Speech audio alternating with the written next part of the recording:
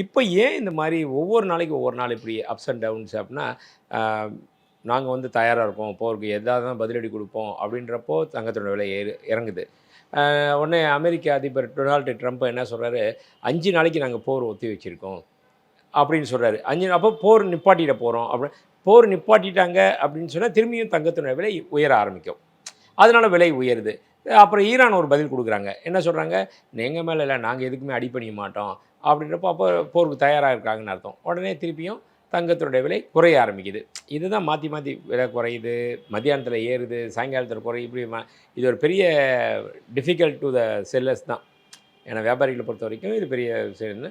கஸ்டமரை பொறுத்தவரைக்கும் அவங்க வாட்ச் பண்ணிக்கிட்டே இருந்துட்டு, எப்போ குறையுது, எப்போ ஏறுது, சரி குறையுதா ரைட் நம்ம திருப்தி வச்சுருக்கோமா, அதுவரைக்கும் வாங்கலாம். ரூ. 16,800 போன தங்கம் இன்றைக்கி இப்போ 13,600 தானே. அதை கம்பேர் பண்ணால் தாராளமாக வாங்கலாம்.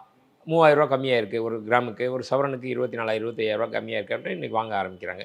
அதெல்லாம் நல்ல விஷயம் தான். குறைஞ்சது நல்ல விஷயம் தான்.